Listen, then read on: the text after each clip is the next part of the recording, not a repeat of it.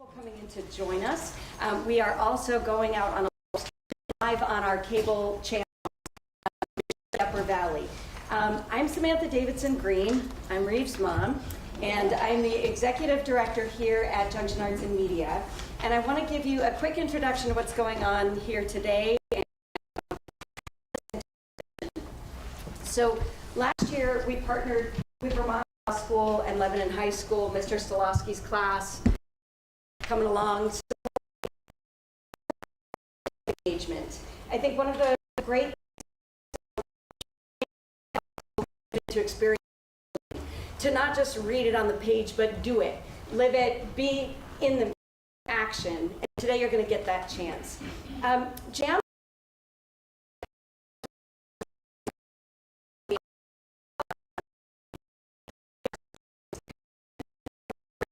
today is composed of two different groups.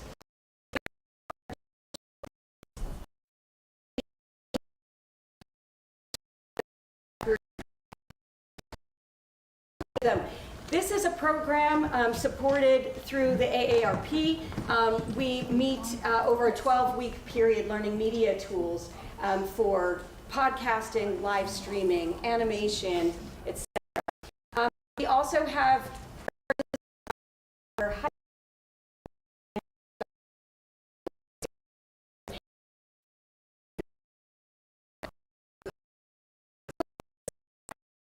Molly, and then Anna, who's a high school. I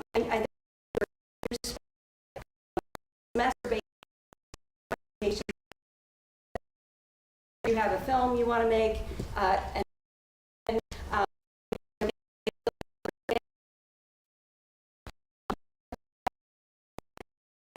and you're matched with one of our staff who are media professionals who just will make an individualized plan with you to help you make your project. But one of our goals is intergenerational learning, because as our case today will demonstrate, our culture is changing very fast, and media is one of the forces that is separating people generationally. And part of that is just familiarity and comfort, part of it is cultural norms, and so I think that will be very active voices when you get sworn in as the Supreme Court justices. I assume that everybody in Mr. Stolowski's class had the chance to read the overview. I'm going to read it for following on the live stream so that everybody understands the case that we will be examining today. This is the First Amendment exercise, and here's an overview. Protecting America from foreign adversary controlled, referred to as hosting service owned by a Chinese ByteDance. The act designates the People's Republic of China as a foreign adversary nation. The act requires to divest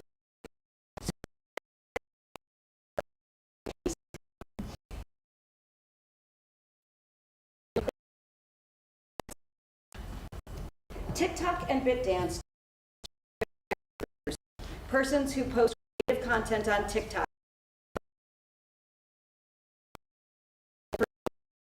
of freedom of speech.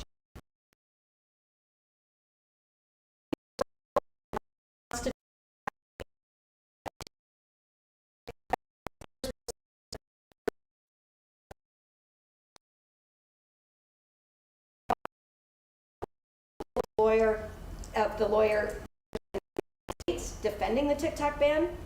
The audience members playing the roles of Supreme Court justices will be invited to interrupt and question both lawyer advocates. Then he will switch and become the attorney for the side. Following the audience members will be invited to an audience vote on the outcome. Very excited to see what items of housekeeping before we get started. First, I want to thank our partners at President Smolla, Dave Sloan, Shirley Jefferson, and others who've made this event possible.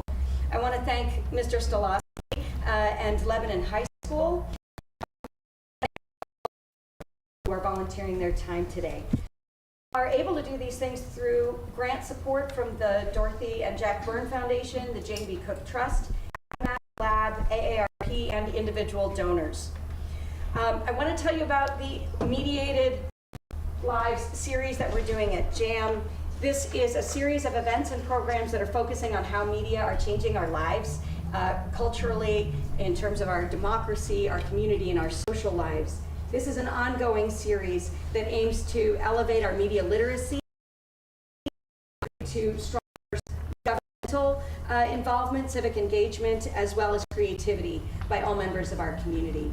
A few items of housekeeping. If you need a bathroom, excuse yourself just one at a time and go through the door, and then the hallway to the right, across from the state's attorney's office, are restrooms. In the unlikely case of a fire, please exit through the door you came in, or if available, there is an exit directly behind these seats. Thank you. Cell phones, we ask you to keep those away. It's being recorded, so if you have an interest in sharing this or looking back at it afterwards, that recording will be available. Last, I would like to introduce just briefly President Smolla. He came to Vermont Law School up in South Royalton, Vermont in July of 2022, joining our community from Widener University Delaware Law School, where he served as Dean and Professor of Law since 2015. He previously served as President of Furman University and Dean of Washington and Lee University and University of Richmond Law Schools. Professor Smolla has been a strong advocate for experiential learning and civic engagement, which is one of the great alignments of this partnership. He remains an active litigator and has presented oral arguments in state and federal courts across the country, including the Supreme Court of the United States, and is nationally known as a scholar on matters relating to constitutional law, civil rights, freedom of speech, and mass media, particularly relating to libel and privacy. He's a first-generation college student who received his JD from his law degree from Duke University and his BA from Yale University. I hope you'll think of this as an opportunity to think about the role of law in your life and an opportunity to interact with President Smolla, who is very generous about making himself available, and also a relationship with Vermont Law School if law is a field in any way that you might be interested in pursuing. We are so happy to welcome President Smolla to the stage.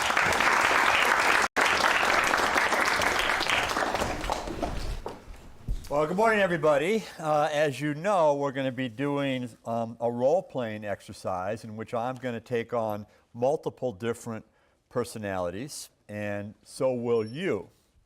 And to help us do that, I'm going to cast a spell on you. Now, the spell should only last 45 minutes to an hour. You might have to consult a physician if it goes on like more than 6 hours. Now, in order to make this spell work, am going to imbibe a small little substance here, a little potion that I brought with me. I have a good friend who practices law in London, and she is the lawyer for J.K. Rowling, who, of course, wrote the Harry Potter series.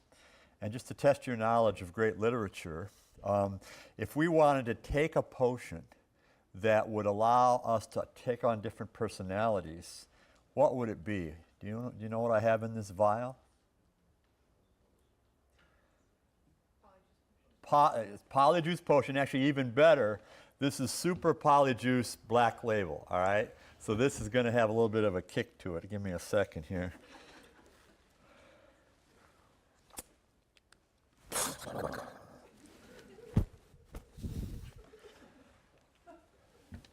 Transformicus Supreme Corticus. So I'm going to take on the role of President of the United States. Turns out there are vacancies on the United States Supreme Court, and I hereby nominate all of you to be Supreme Court justices. Now, I'm going to take on the role of Director of the FBI, and my job is to look into your pasts for your background checks to see if there's anything unethical or illegal that would prevent you from being on the Supreme Court. Are you scared? what might be revealed? Good news, you've all passed. It turns out what the record shows is that you went to Lebanon High School, then you went to colleges and universities all over the country, then you all came back and went to the Vermont Law and Graduate School, and you're exemplary lawyers, and you're all fit to serve on the Supreme Court. Now I'm going to be the Chief Justice of the United States, and my job is to swear you into office. So if everyone would please stand and raise your right hands and repeat after me. I do solemnly swear or affirm. I do solemnly swear or affirm that I will faithfully execute the office that I will faithfully execute the office of Justice of the Supreme Court of the United States. of Justice of the Supreme Court of the United States. I will do equal justice to the rich and the poor, I will do equal justice to the rich and the poor, and will to the best of my abilities and will to the best of my abilities preserve, protect, and defend the Constitution of the United States. preserve, protect, and defend the Constitution of the United States For roughly the next 45 minutes. for roughly the next 45 Congratulations, Your Honors.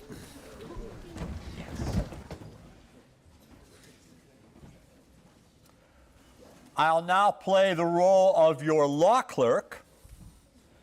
Normally, we'd have your robes all set, and if you like the Ruth Bader Ginsburg look, you might have some other accoutrements to your robes. I see at least one of you has thought ahead and has the robe on already. But even without robes, you're now justices of the Supreme Court of the United States. You have read the briefs on this case, TikTok versus the United States, and you're about to hear oral argument. You'll hear argument first from the Solicitor General of the United States, the lawyer who represents the United States government in the Supreme Court, and then you'll hear argument from a lawyer from a law firm who represents TikTok. By tradition, you, the justices, may interrupt the advocates at any moment. You usually, as a courtesy, give the advocates 15 or 20 seconds before the first interruption, allowing them to introduce their name, and then after that, you don't raise your hands, you just shout out your question. You can say, Mr. Smolla, you can say, Counselor, you can say whatever you want, and the advocate will be quiet, listen to the question, and respond. I will now play the United States Marshal in charge of the opening of the United States Supreme Court session. All rise. Oyez, oyez, oyez. The Chief Justice, the Associate Justices of the Supreme Court of the United States are now in session. All persons having business before this court are admonished to draw nigh and lend their attention, for the court is now in session. God save the United States and this honorable court. Please be seated.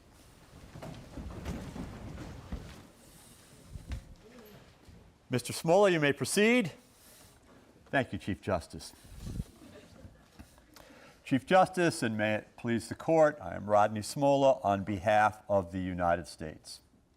Your Honors, the United States Congress has declared that the People's Republic of China is a foreign adversary. The Constitution of the United States gives to the Congress the power to declare another nation a foreign adversary, and throughout American history, it has done so on a number of occasions.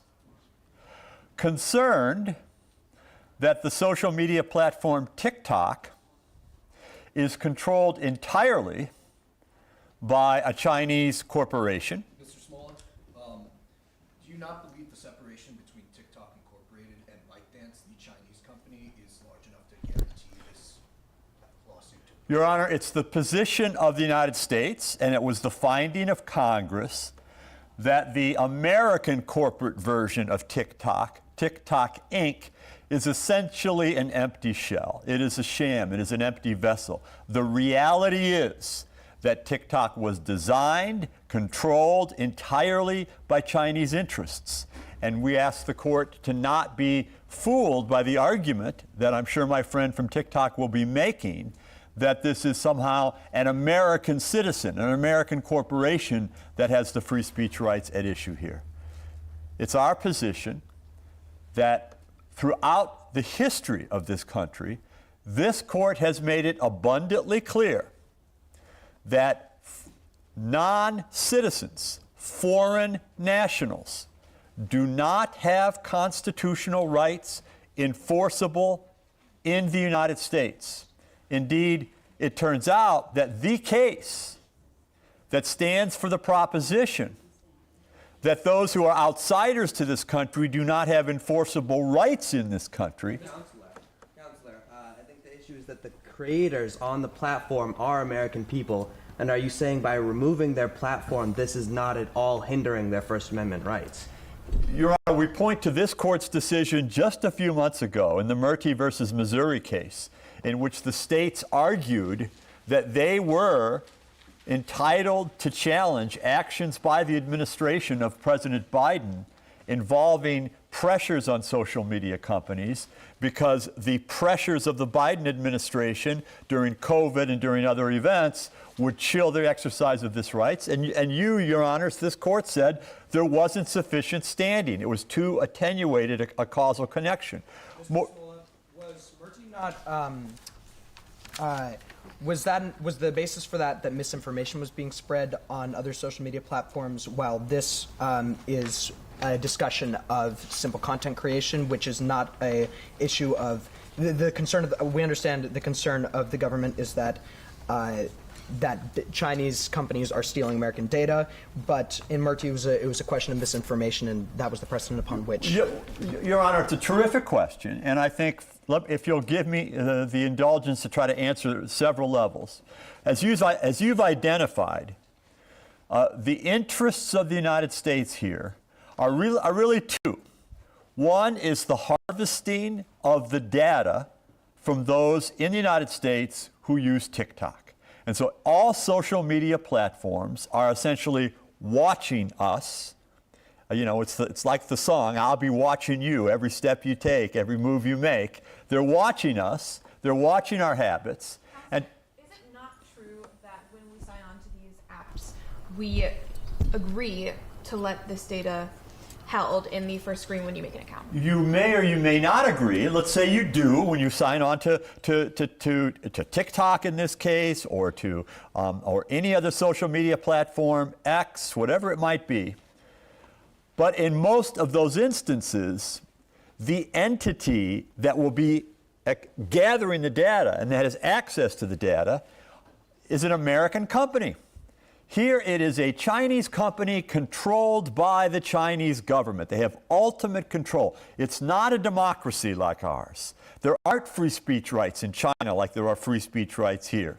Counselor, what proof of connection do you have between the Chinese government and ByteDance? Your Honor, the record demonstrates that, as is the case with all private companies that are incorporated in China, the Chinese government, at the end of the day, has ultimate control over it. It controls finances, it regulates, and it regulates with a heavy hand. And Congress is entitled to make the judgment, not only the judgment of Congress, but the judgment of the President of the United States, who signed the bill into law, that even the potential to harvest this data, to invade the privacy interests of American citizens, is a serious negative potential. Wasn't this just going back to the question? Is it not the? Is it American? Is it a question of national security if Americans are agreeing to give their personal information, and that is not any business of the governments or otherwise? Or am I mistaken? It's our submission, Your Honor, that it is a question of national security. That if a foreign power has massive access to the browsing habits, to the viewing habits, even to the creative content of American citizens, that can be used in a way that will be inimical to the national security of the United States. And it's also important to emphasize there are two interests here. And the second interest is that we know that TikTok's recommendation engine, that's the fancy technical engineer's term for the software, the elaborate. Mr. Smolla, I have to go back to your previous point for a moment. Do you recognize the fact that this potential threat is something that we're going to silence a platform that many Americans are using to exercise their First Amendment rights? No, Your Honor. Respectfully, we don't think that this law does anything whatsoever to prevent TikTok from operating, to prevent those who want to post on TikTok from posting on it, to prevent those who want to view it to view it. It simply is who owns it. I feel that it would prevent it from operating because it doesn't seem very feasible that divestiture is possible.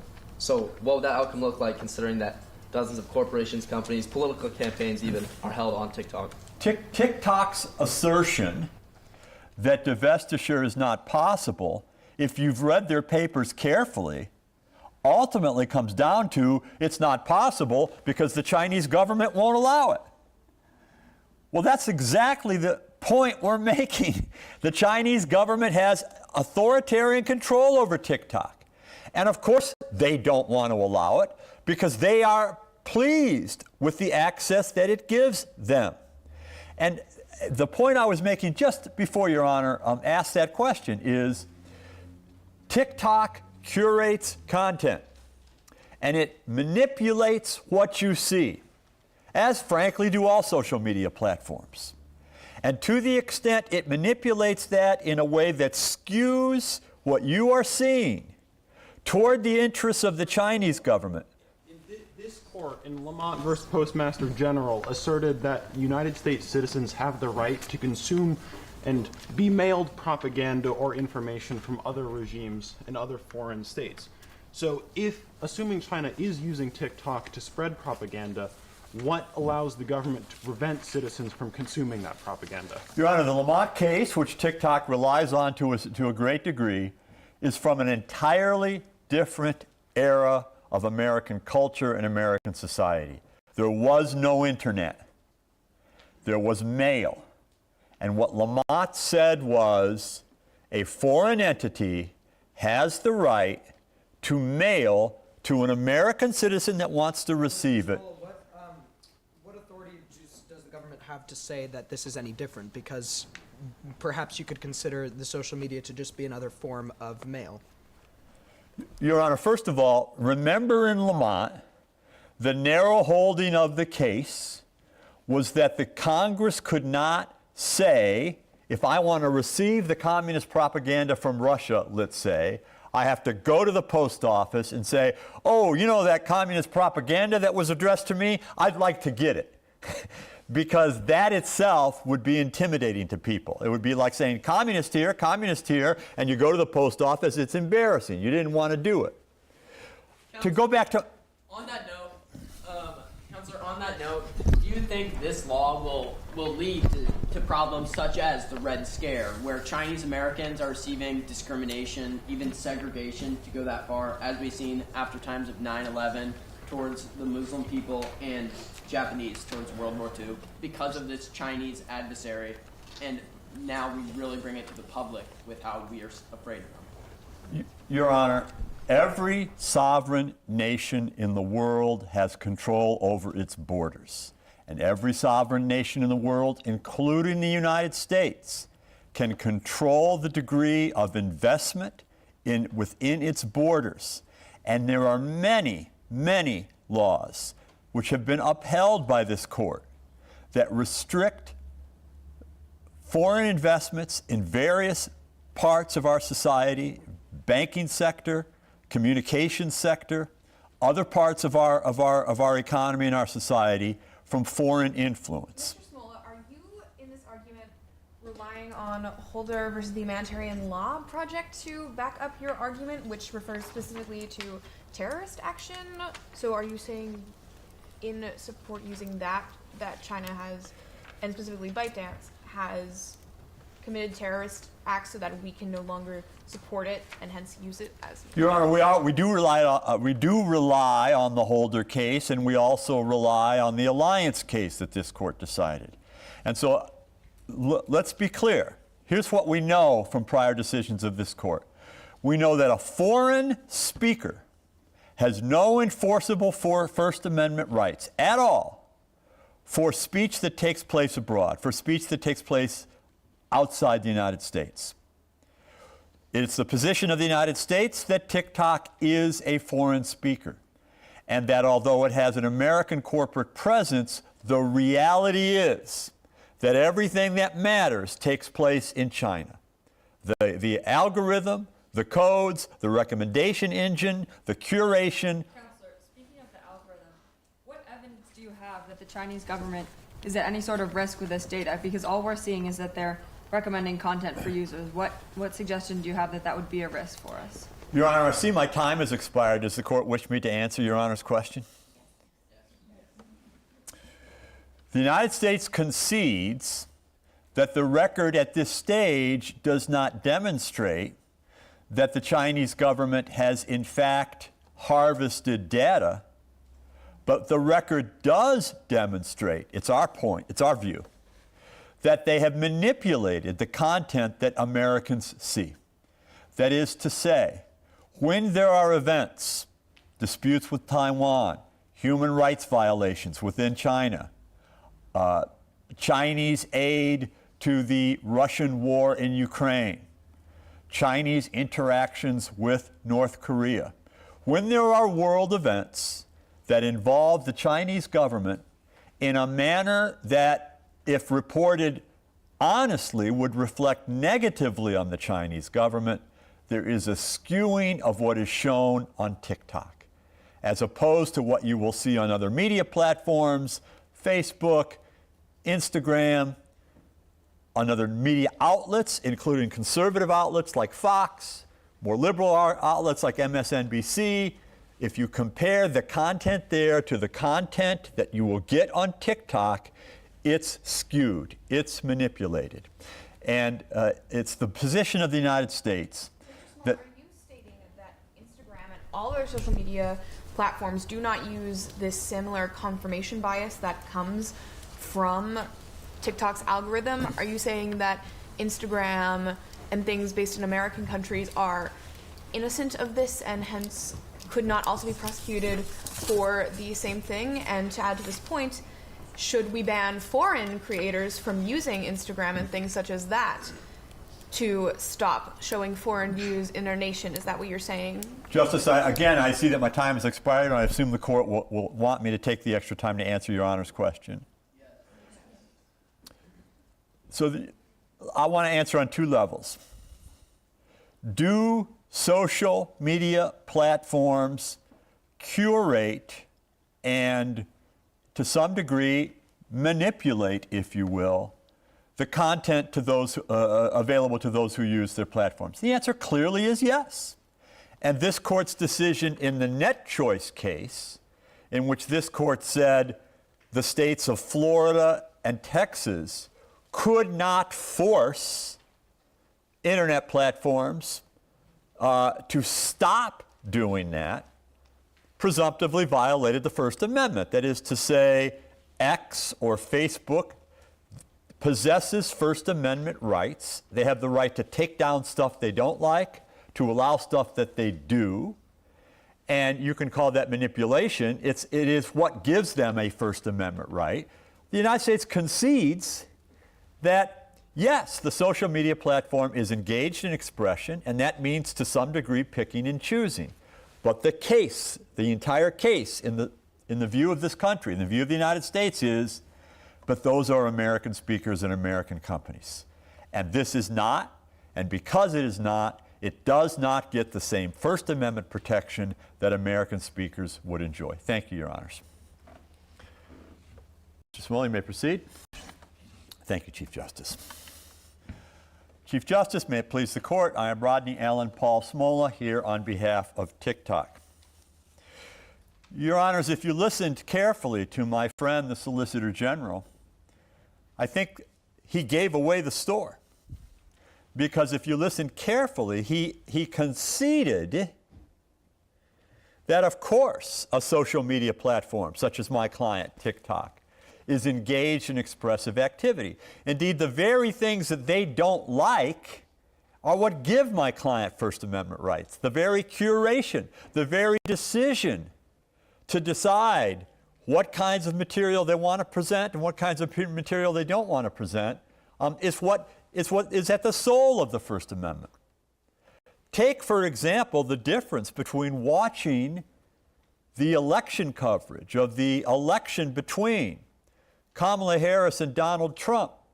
If you were watching Fox News, you got a very different take on the relative merits of those two candidates than if you were watching CNN or you were watching MSNBC. If you were reading the Wall Street Journal, you got a different take on who should be president than if you... How do you respond to the argument that was engagement of First Amendment rights, and it is engagement of First Amendment rights that the Chinese government does not, and ByteDance do not have to be curating content and restricting content surrounding, say, the humanitarian crises in or surrounding China or relations with Taiwan or North Korea? Your Honor, we, of course, could not disagree more with the United States as to who the party in interest here is. My client is TikTok, Inc. Well, then how do you respond to the fact that the government is accusing that of being a shell company for and ultimately Chinese powers? It simply is not.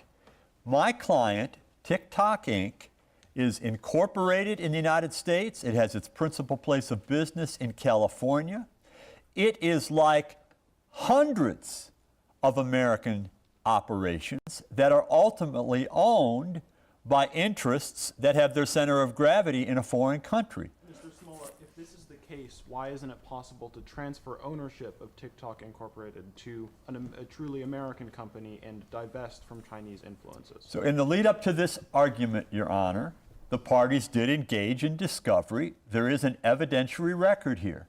And the evidentiary record establishes 3 reasons why, as a practical, real-world matter, divestiture is not possible. First, commercially, it is not viable. That is to say, TikTok is a commercially viable enterprise because of its global reach. And to try to carve out an American island is not commercially feasible. There aren't buyers who will do it, who will want it. It won't have its value. Technologically, the technology that is beneath the surface of any major social media operation, Facebook, X, TikTok, is massive. Billions of lines of code that took years and years to create. And that code resides in China. It was created there. You'd have to have you couldn't separate technologically those two interests. And finally, agreeing with my friend, the Solicitor General, yes, it is true that the government of China has already said it would not permit it. Obviously, the ultimate parent company, TikTok, is incorporated in China, and the Chinese government and Chinese law have sovereignty over it. Mr. Smolla, could you please describe to the court your what you perceive to be the distinction between, say, TikTok and being owned by a Chinese company while still operating in America, whereas other companies like Facebook or X may have be foreignly owned, and yet the court is not prosecuting them. Could you please explain what you think, what you see to be the distinction? Well, in the view of TikTok, there's no constitutionally permissible distinction. Politico is a very influential American media outlet, owned entirely by German interests. Oxford University Press is one of the most prestigious academic presses in the world, owned by English interests. I could go on and on. The Canadian Broadcasting Company broadcasts here in the United States. Those are not foreign adversary countries, though. How does this relate to foreign adversary countries? Your Honor, it's our position that this court has made clear again and again in the First Amendment context, including in the national security context, that you can't simply invoke as a magic talisman enemy, foreign adversary, and avoid the constitutional strictures that would otherwise. If the relationship between the U.S. and China escalates into that of war, are you still adamant in your stance that TikTok Inc. will be in the best interest of Americans? United States, Your Honor, we concede that there are things, as Justice Oliver Wendell Holmes said, that are permissible in times of war that would not be permissible in times of peace. And so we do know that at times in which the United States has in fact been in an actual live war, both sides will engage in propaganda projections into the foreign country, and as a sovereign, we would then have the right, the United States would then have the right to interdict those messages. But we're not at war with China. And indeed, we have massive economic interactions with China. And we do think, Your Honor, it's really important that there's a distinction between bad things that are currently happening, bad things in which there is evidence that the dangers that the United States points to have in fact come into fruition, and speculation. The First Amendment doesn't allow restrictions on speech based on abstract speculations, based on hypotheticals. And Mr. Smolla, do you believe then that by supporting a ban of TikTok in this TikTok ban, we would be creating an avenue by which other foreign entities and their companies could potentially be banned, even though they may not? yes, we do, Your Honor. I think the question you raise is really one of the concerns we have. That what's the stopping point? Let's imagine that we have a president of the United States that doesn't have friendly relationships with a foreign leader. They're crossways. A foreign leader from France, a foreign leader from England, a foreign leader from anywhere in the world, and says, I got you. I'm going to ban your companies from transmitting messages into the United States, from publishing books in the United States, from Counselor, I have a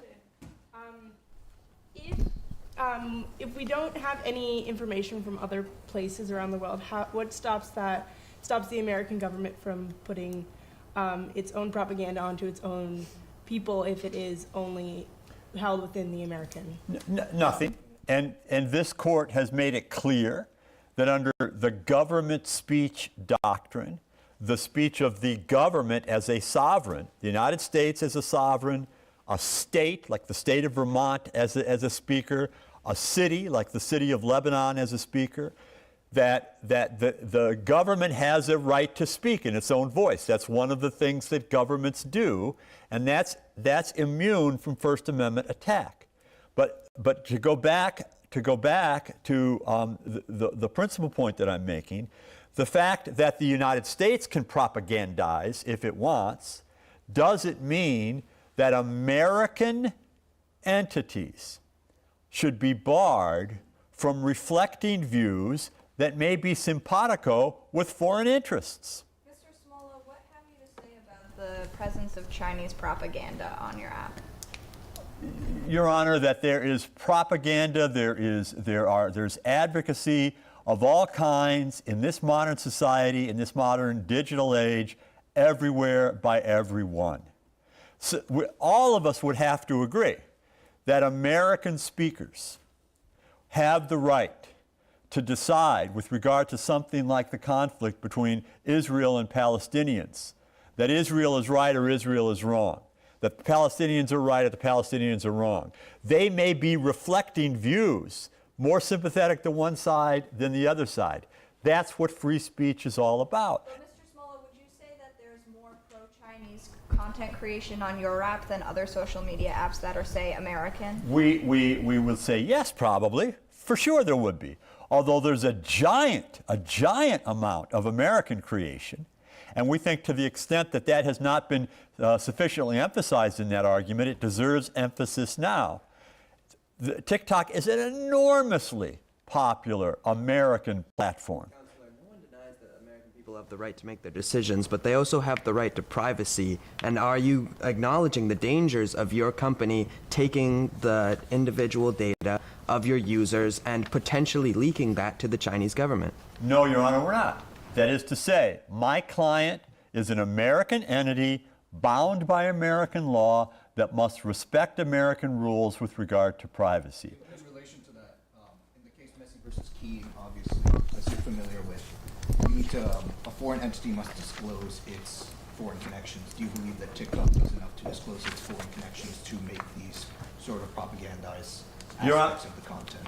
Your Honor, the case you bring up, Meese versus Keene, in our view, supports our position and not the position of the United States.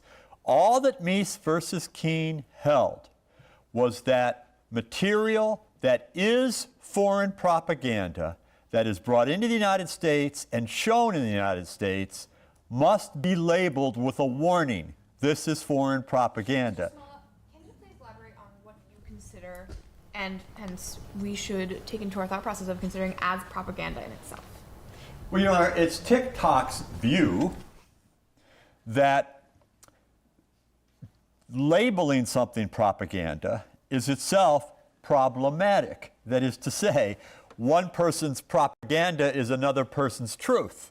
Or as Justice John Marshall Harlan said in Cohen versus California, one person's vulgarity is another's lyric.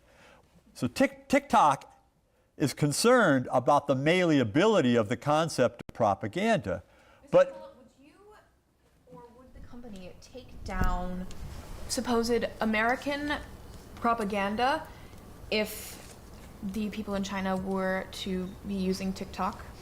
Well, Your Honor, the decision of this court in Net Choice gives to social media platforms the freedom to decide what will be on their platforms or not be on their platforms. So if my client chose to do that, my client would be in the valid exercise of my client's First Amendment rights. And you know, when Elon Musk bought Twitter... Are you arguing that the First Amendment rights of TikTok's American users are being violated? Yes, Your Honor. That is to say, this court has made it clear. In the Lamont case, which one of the justices brought up earlier, makes it clear. It's not just the right of the speaker in play here. I have a suggestion. If I'm a voice of the parent, is that about prudence? Because maybe I even don't know what my children are doing on internet. And then there are people who died because of the challenges. Your Honor, we know that there's a cultural debate. We know that there have been laws passed that deal with the potential dangers to children posed by social media platforms. It's our position that's not at issue here. That's a different problem. Mr. Smolla, how would you respond to a case against you based on Arcana versus Cloud Books, Inc., as you being a front for ByteDance in China? Your Honor, we think the Cloud Books case is completely inappropriately applied here. Cloud Books involved an adult bookstore, and the adult bookstore was a front for prostitution. And it was shut down by the state of New York because the state of New York was able to demonstrate that it was a rendezvous point, as it was a gathering point for illicit sexual activity. And what the court said is, you don't get a free pass. You don't get to be the cover for illegal activity, prostitution, drug use, anything, just because the enterprise is expressive. Of course, a bookstore has First Amendment rights, but it's got to obey the same laws that everybody else obeys. And so does TikTok. But the difference between the two cases is, in the Cloud Books case, it was prostitution that was the wrong. What evidence do you have? Any evidence to provide that data is not being leaked from American citizens to the Chinese government through ByteDance? Because in the court's eyes, it is very much an offense, as is a situation with prostitution, to be leaking data to a foreign adversary, and you have not so far provided any evidence that it is not occurring. Your Honor, I see again, as with my friend from the Solicitor General's office, that my time has expired. I assume Your Honor wants me to answer the question. It is in fact the case, as Your Honor's question suggests, that there is no evidence that there has been any illicit activity, any illicit interference by the Chinese government here. And if you ask me, as you have, do I have evidence that there has been none?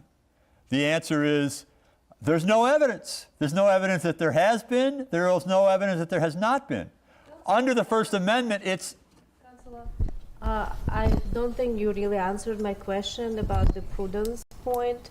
Why would you go after the most precious asset in America, young people's mind and imagination, to control their behavior and risky behavior? Because animation is different from the real life. Well, Your Honor, and I'll try to answer both of Your Honor's questions simultaneously, because the same legal answer applies to both. It's not TikTok's burden to prove it's free of harm. It's the government's burden to prove it is guilty of harm. That's the whole point of our constitutional law, our Bill of Rights, our freedom of speech. And there is the absence of evidence that there is that harm here is sufficient for us to carry today. Thank you, Your Honors. I'll now play the role of Chief Justice of the United States. And once again, you will be Supreme Court justices, but we are now in the room where it happens. You know the Broadway show, Alexander Hamilton, the room where it happens? This is the room where it happens. And if you go to Washington, D.C., and you tour the Supreme Court building, on the tour, you can go into the room where the 9 justices meet, and they discuss the case, and they vote. So we'll now take a few minutes to do that, and I'll be the Chief Justice, but I'll be the Chief Justice in a very deferential, silent way. I'll invite my colleagues on the court to express your views. So anyone who wants to take a position as to how you think the court should decide, the floor is open to you. We'll have some discussion, and then after some brief discussion, we'll take our vote. So the floor is open for any justice to speak to your colleagues. And you may want to face them or project so that they can hear, because it's not me that's your audience, it's your fellow justices. Is this a raise hand situation? No raise hand. Just Okay. jump up and talk. So, I propose that TikTok should not be banned. Though I do agree that we need to do something about data collections, I think under the specific pretenses of this case, and seeing as TikTok Inc., which we are actually trying right now, is technically an American company, we cannot ban TikTok because of First Amendment rights.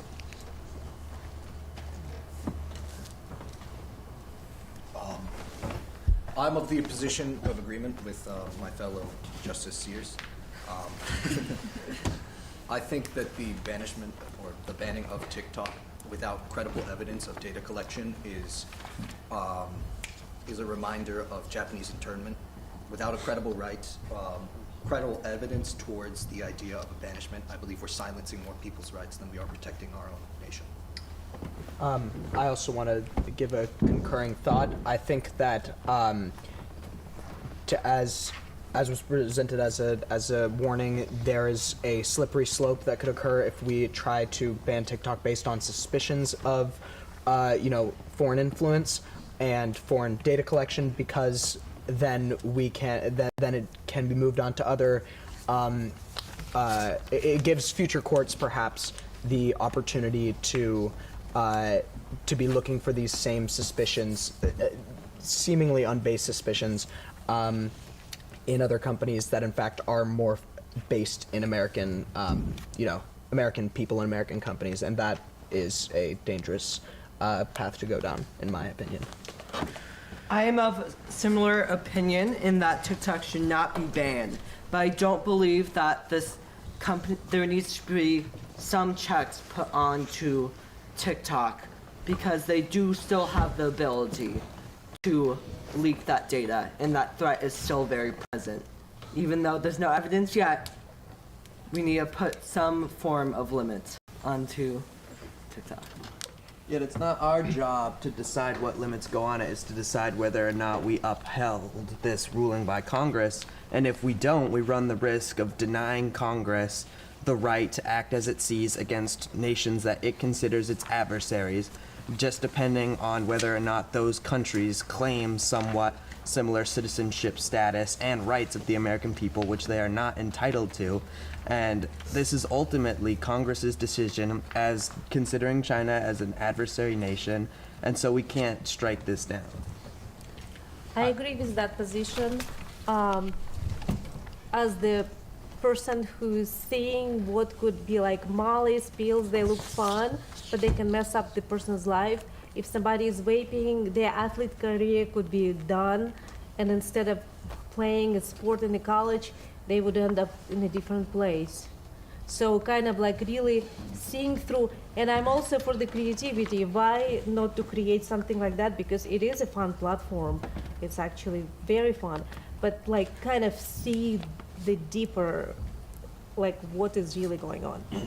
Master Collider, I think you make a good point, but I would like to propose that American-owned companies would do the same and show things like vaping as a positive thing or a cool thing. And I think that we cannot apply that thought process to TikTok without applying it to other, and I would like, without applying it to other social media platforms, and I would like to go back to what Justice Green said in relation to this. It is a very slippery slope because we could start, or we could set a precedent for banning freedom of speech if we uphold this law. I agree, and I fear that if we set this precedent that the U.S. is allowed to ban this form of social media owned by China, that it would allow other countries to ban American-owned media in the future. I dissent. TikTok Inc., despite being an American company, can receive foreign objectives and directions from Chinese state. So the whole crux of this is that China has been designated as an adversarial state. We're not gonna ban, or we haven't made any laws or acts to be banning companies from a non-adversarial state. Of course, I don't want to speculate if this adversarial, if tension grows, or if anything horrible were to happen.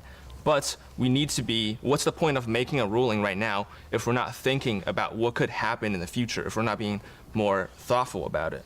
So because of that, I think it's imperative that we upheld this act and not make any rash decisions. I'd like to bring up the point that the lawyer from TikTok made, just to emphasize that again. The lawyers from the U.S. government struggled to produce any evidence that this data harbored by Chinese government was having any risk on the United States. And I just think that it would be an overstep of governmental power to ban this without any evidence that it's actually a risk. I completely agree with that. TikTok Inc.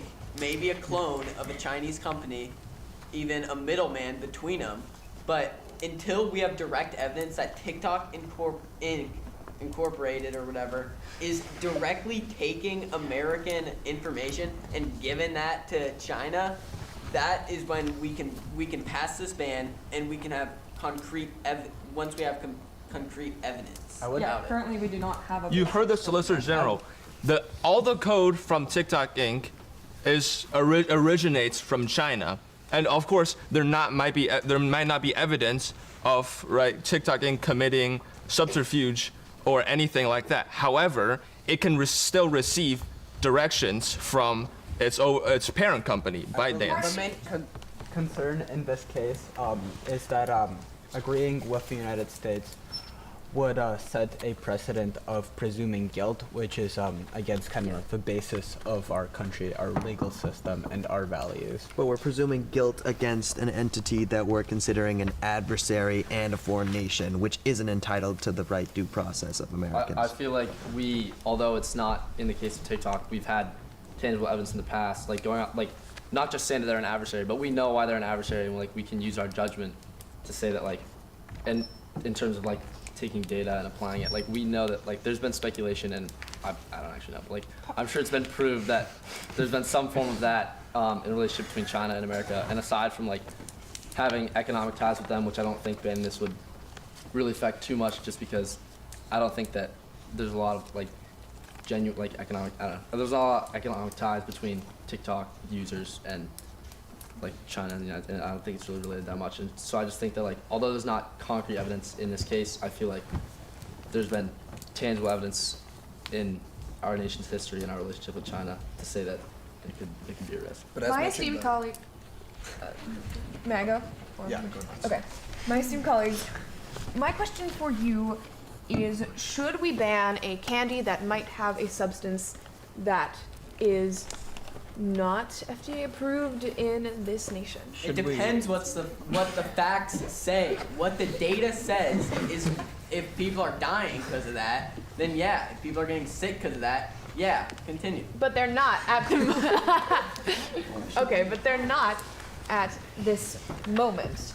This is more in a pro TikTok light, but as a nation, we have decided in our past that people are innocent until proven guilty. Yes, we can say that TikTok Inc. is a shell company. We do not have tangible proof of this, so we must assume that TikTok Inc. is an American company. And even if a foreign entity does not, you might argue that presuming guilty is something that can only not be done for Americans. But I think as a principle, as this court operates and as the legal system operates, it would be going against that value of avoiding presuming guilty, even if we are not dealing with necessarily an American entity, but we are technically dealing. Even so, we are technically dealing with an American entity, and thus it would be against precedent. And I'm not sure about law, but it would be wrong to presume guilty just because we perceive them to be a foreign entity. So in the views of the Chief Justice, the principal arguments pro and con have surfaced, and the discussion has been robust, but it is now time to vote. So, those justices that would vote with the United States and against TikTok and uphold the congressional divestiture requirement, please raise your hands now. And those justices that would vote in favor of TikTok and strike down the law, raise your hands now. So in the view of the Chief Justice, by a 6-3 margin, TikTok has prevailed. Your time as Supreme Court justices has expired, but your time as citizens has not. Congratulations.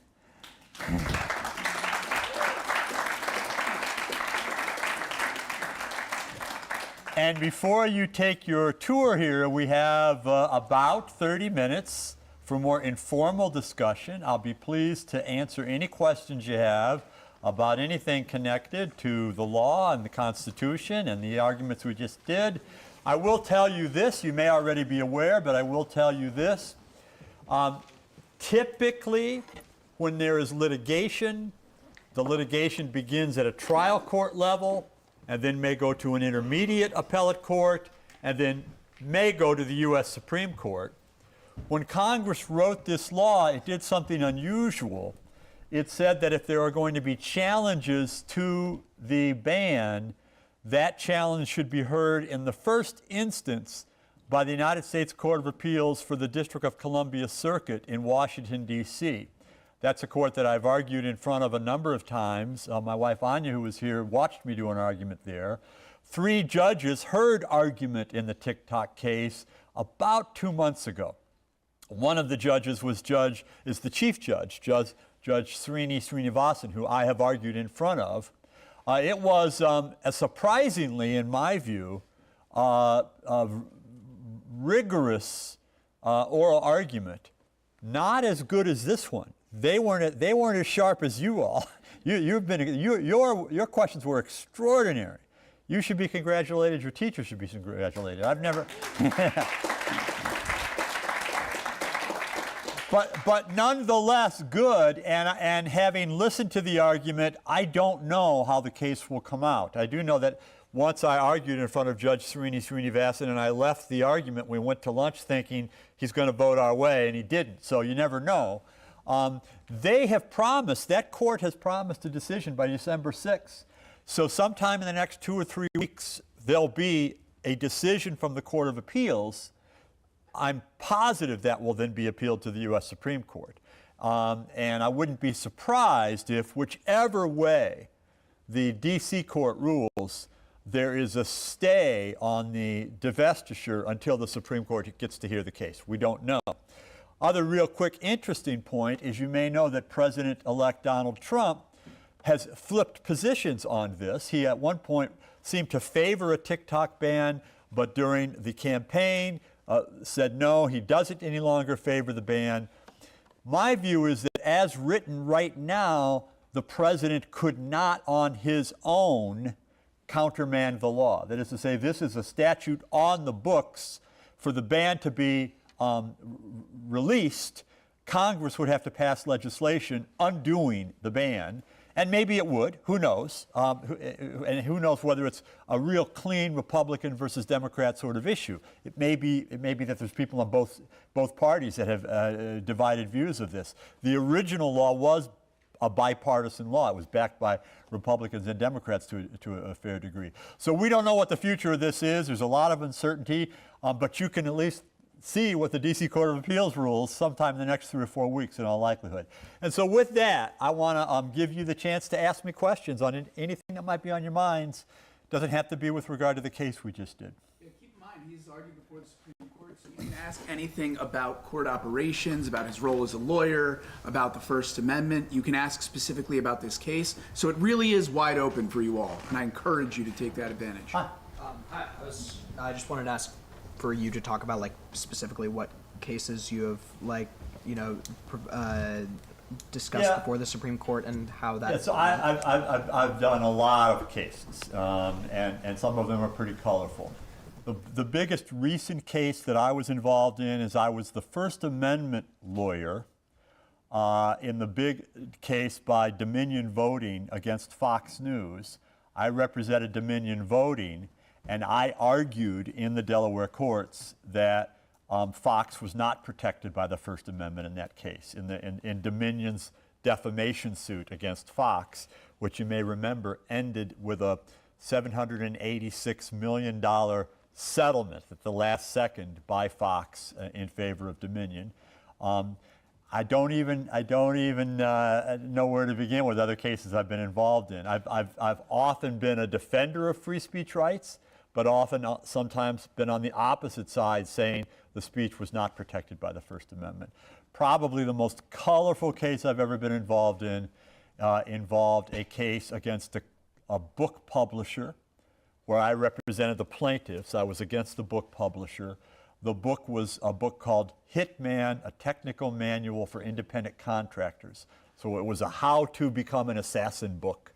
And a person read the book, followed the instructions, and carried out 3 brutal murders, following point by point the advice given in the book. That person was caught, convicted of murder. The person who hired the hitman was convicted of murder. And then the families of the victims wanted to sue the book publisher, saying, you have some complicity here. You trained the killers. And the book publisher said, we just wrote the book, we didn't kill anybody. And that case went up and down through federal courts. I represented the families ultimately successfully against the book publisher. A very controversial decision. A lot of people think I was wrong, but that's an example. So I've been very lucky to have been involved in a lot of really, really interesting, fascinating cases. Yeah? As a lawyer, do you often, fight for something which you don't, agree with? Like, for example, in that, if you thought the book publisher didn't, it wasn't their fault. Sure. Would you still fight for it? That's a great question. It's a classic question. I guess I'll put it to you. Would you wear hair like that in real life? No, I'm just kidding. That's a great wig. So the question is, as a lawyer, what's the ethical matrix that you face? When is it appropriate or not appropriate to represent someone when you don't believe in the cause? And the first thing I'll say is there's a distinction between criminal law and civil law. Very often, criminal defense lawyers represent folks that in their heart of hearts they may have thought factually are guilty of something. But under our constitutional system, they have an ethical obligation to do everything they can illegally and ethically to force the government to prove its case. That's our adversarial system. That's very hard. It can be very, very hard for a criminal defense lawyer to defend someone that the lawyer suspects may in some sense be guilty. But the ethos of the legal profession and the ethos of criminal defense lawyers is it's important to our system that everybody have zealous advocacy. Interestingly, for prosecutors, it's a different rule. For prosecutors, a prosecutor has an obligation to do justice and hold back and not prosecute if the prosecutor is doubtful that there's actual guilt or is doubtful that the case can plausibly be proven. Civil litigation is different. Civil litigation is different because generally you have a free choice as a lawyer as to whether you want to take on the cause or don't take on the cause. And different lawyers make those decisions differently. I have the luxury, because I'm not a criminal lawyer, although I have occasionally been involved in criminal cases because there are constitutional rules involved and I get asked to be part of it. But I have the luxury to decide, and for me, generally, I won't take a case if I don't think that my client deserves to win. That doesn't mean I only take cases where I think my client will win. Very often when I'm involved, it's an uphill battle, or I wouldn't be involved because they don't need a professor if it's something, run of the mill. And oftentimes it's edgy and it's different, and that's how I happen to get involved. So I've been involved in a lot of cases where I thought my client should win, and I didn't prevail. Another nuance, and then I want to let other people ask questions. Sometimes someone will ask me to be involved in a case, and I'll say, well, there's three arguments that we can bring to bear on your side. Argument A, argument B, argument C. I like A and B. I'm against C. So maybe you better not hire me because I think C is wrong, but maybe you want a lawyer that will try for C. And I'm hamstrung. I won't do that. I think it's a bad idea to do it. I won't do it. And sometimes the client will say, well, talk to me about C, why you think it's so bad. And then I'll say, here's why. And the client would say, I got you. I think C is a dumb idea. I still want to have you be my lawyer. Now you do A and B, something like that. But you raise a fascinating question. And it's a never-ending issue in the practice of law for litigators particularly. I want to make sure we get a bunch of different people to have a chance to talk. So go ahead. What led you from transitioning from kind of, I don't know exactly how you did this, but like transitioning from being like kind of an active attorney to a professor? Yeah, so I was a first-generation college student. The only reason I got to college, the only reason I went to Yale was as a football player. I played at Dartmouth in a football game when I was a young athlete. I'd never met a lawyer in my life. I kind of stumbled into law school. At Yale, you could take courses that were taught by law professors. And I happened to take a course from a professor named Charles Black. He was from Texas. He was a Southerner. And he taught a course in constitutional law. And I was fascinated by it. Now, let me tell you about Charles Black. He grew up in a racist environment in Texas. Very, very, very racist. And it was in the early days of jazz. So this is the 1920s, 1930s. And he heard that Louis Armstrong, Satchmo, Louis Armstrong, the most famous jazz musicians in the history of the country, was doing a tour and was going to do a tour through Texas. And he was curious, and he wanted to listen to Louis Armstrong and his jazz quartet play. Back then, there was segregation, and Louis Armstrong could not play in a white jazz club, in a white hall like this room we're in right now, a white opera house. but there were places that would allow black musicians. So Charlie Black tried to get his buddies to go with him. 50 cents to go get your ticket to see a little less than what it would do to see Taylor Swift today, right? So none of his buddies will go. They say, I'm not going to go listen to a black guy. They had a more pejorative term. And Charles Black had been taught that black people are inferior. He went and he was moved to tears. He was overcome with the genius of Louis Armstrong, and suddenly realized all his stereotypes, all his prejudices were wrong. And it made him want to become a lawyer. And it made him ultimately become a civil rights lawyer, and he fought alongside Thurgood Marshall and others, the only major white lawyer for Brown versus the Board of Education. So why do I tell you that story? Because I think I'm 2 steps removed from Louis Armstrong. That's how I went to law school. So then, after I graduated from law school, I clerked for a federal judge, and then I went to work for a big Chicago corporate law firm.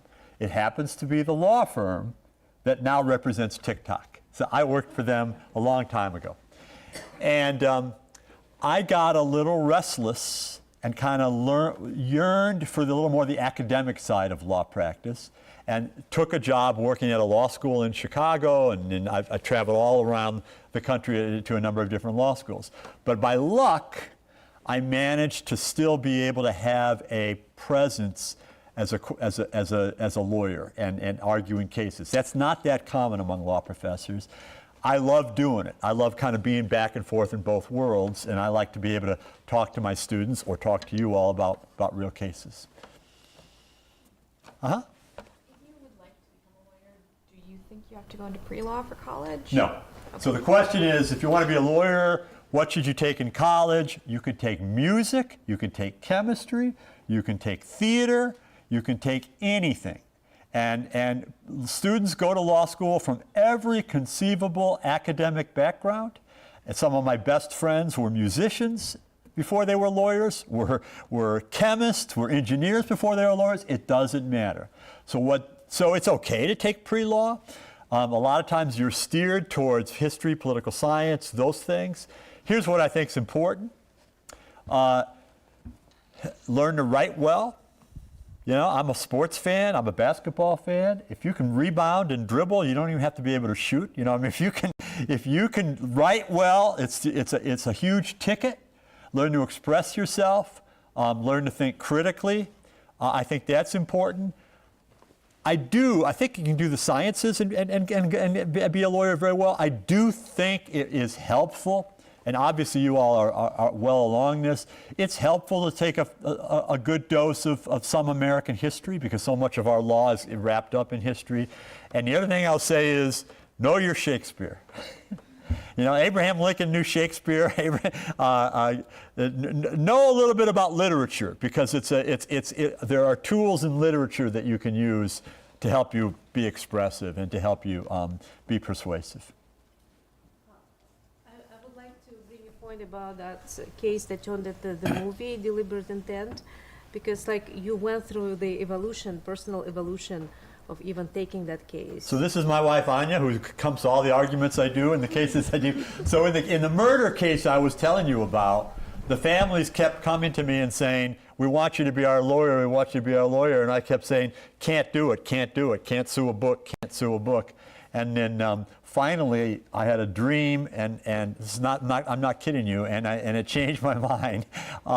So I'll tell you the story very, very quickly. The family had lawyers. The families had lawyers. They weren't First Amendment lawyers. They weren't media lawyers. And they kept saying, we need you on our side, we need you on our side. And I kept saying, you're crazy, I'm not going to take the case.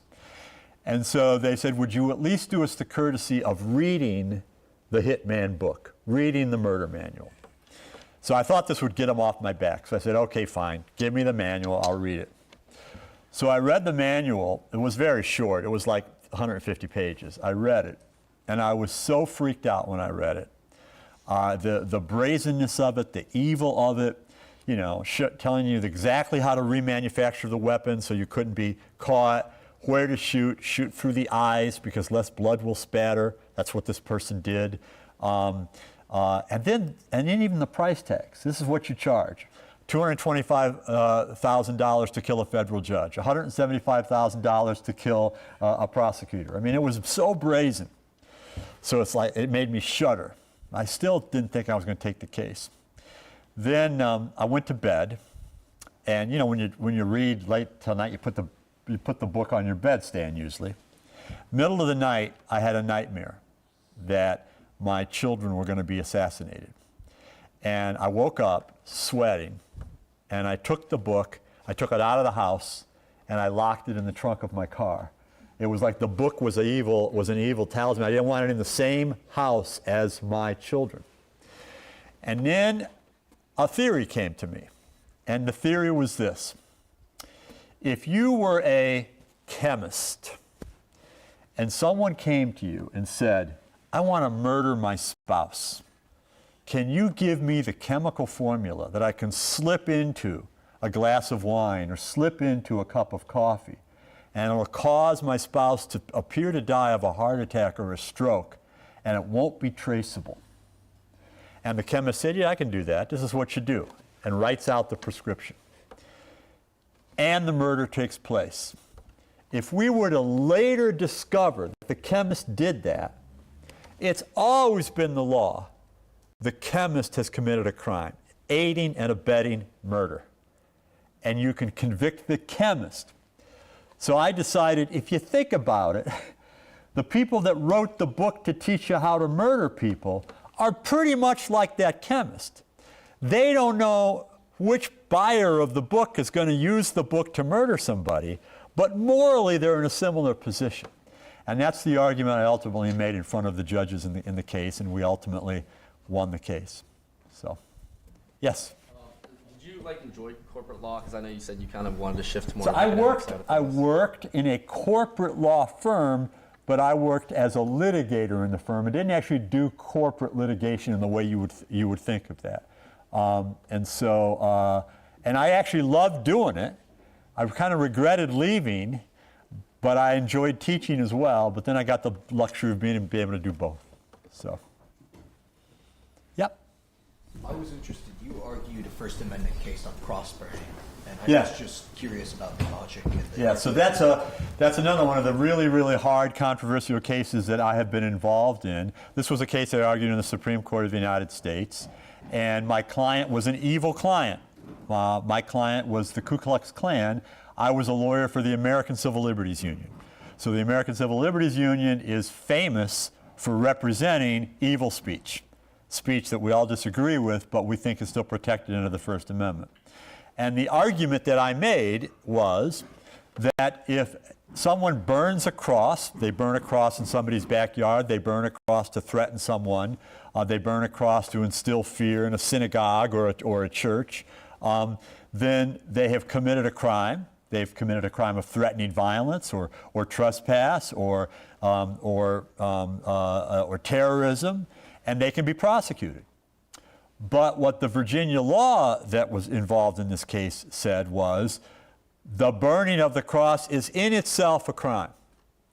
And so is the display of a swastika a crime. Now, I hate the Ku Klux Klan, and I hate a cross burning, and I hate a swastika.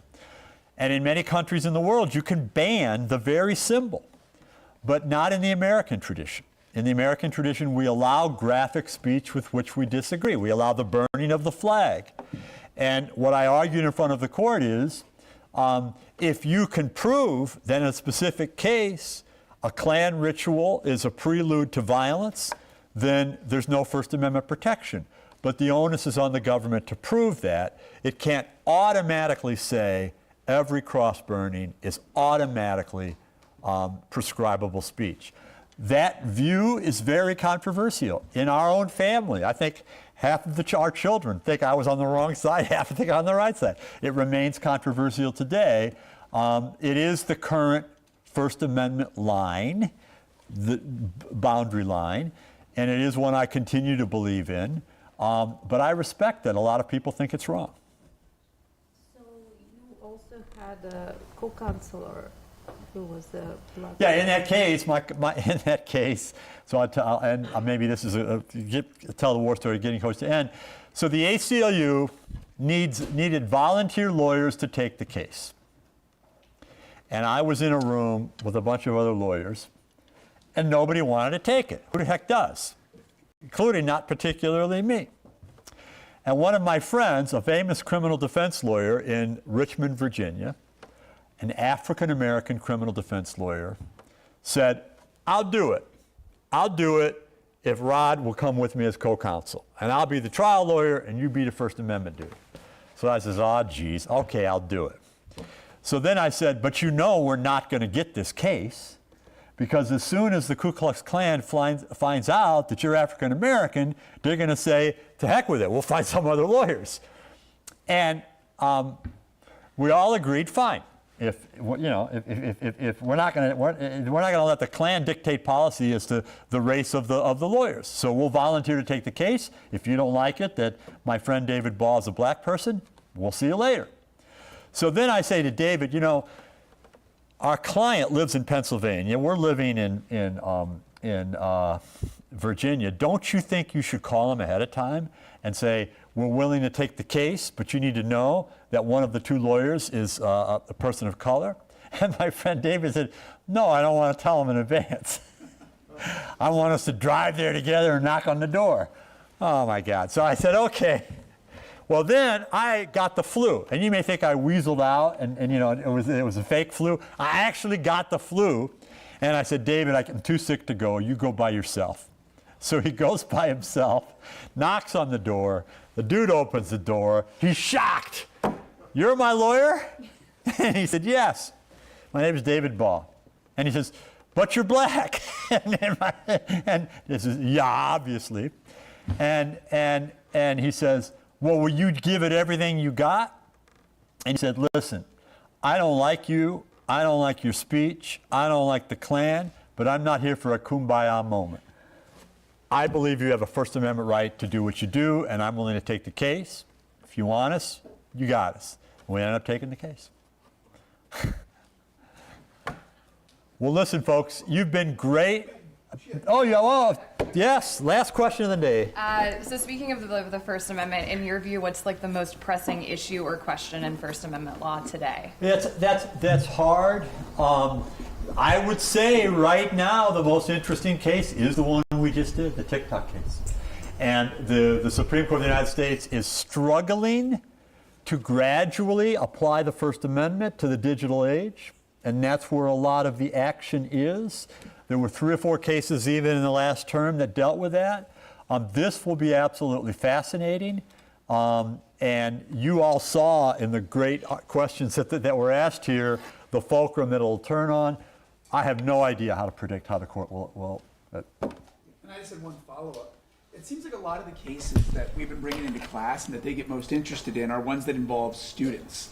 Do you think there's any direction going on with student free speech, whether it be like Frederick v. Morse a couple years ago, or what's recently happened at like Dartmouth and other major universities, or even the religious one that we talked about last year? Right, right. So that's a really interesting area of First Amendment law, the entire arena of student speech, which tends to be fought out in high schools. Most of the student speech cases have been high school cases. The earliest one, Tinker versus Des Moines, actually was a middle school and high school case. Mary Beth Tinker was a middle school student. The cheerleader case involving the F-bomb by the cheerleader, was a high school case. I think the law as to student speech is fairly settled if you set aside social media issues. And so what we know about student speech outside the digital age is that there is relatively strong protection for a student to wear symbols, to wear armbands, to wear buttons, to wear passive, expressive expression to school, or to engage in expression, during breaks and on the campus. That's Tinker versus Des Moines. And if a school wants to censor that, it has the burden of showing, a likelihood of substantial and material disruption of the school in some way. And courts take that seriously, and students usually win in those contexts. Flip it, if the speech takes place as part of a curricular activity, if it takes place in the classroom, if it takes place in the student newspaper, if it takes place in other curricular settings, the school has much more power to regulate the speech. That's the pedagogical interest test. That's where there's a great deal of deference to school officials. You saw this in the Bong Hits for Jesus case, the Frederick versus Morse case that I'm sure you read. The hard thing has been the digital age, because what's the jurisdiction of the school over a student's online posts, not on campus, not using school computers? When can the school intervene or not intervene? The guides that were set forth in the cheerleader case tend to be pro-student, tend to say you've got to have strong arguments, school, before you can discipline a student for something on Facebook or Twitter or Instagram, etc. The hard part that's still being worked out is, what if that post seems to directly attack students in the class, directly attack a coach, directly attack a teacher, seem to have some sort of threatening quality or disruptive quality? Then what do you do? And the hint from the cheerleader case is, if the proof is there, the school does have some jurisdiction to intervene. So listen, folks, thanks so much. It's been a delight being with you. Take care. Hope we do it again next year. Thank you. It's your show. All right. Okay, so you guys are incredible. I'm going to just guide us on what happens next. And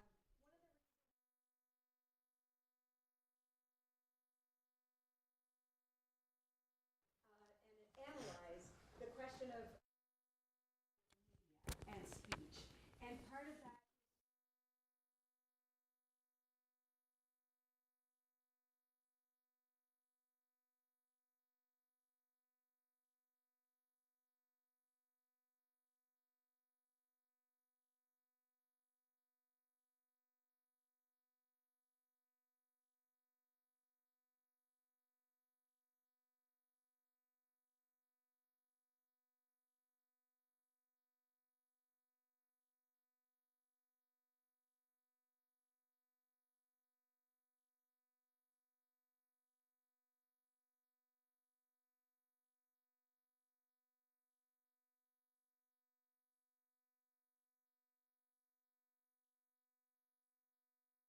use media tools to have a voice, and we embrace free speech and diversity of points of view, and we work hard to preserve connections and channels that are free from corporate control. So today you had volunteers here on cameras, and they are connecting 3 different cameras through a control booth up there. If you can see, some of our staff are up there in the control booth, getting 3 different signals, including a camera on you guys. Yeah, wave, good. First of all, let's give it up for the crew.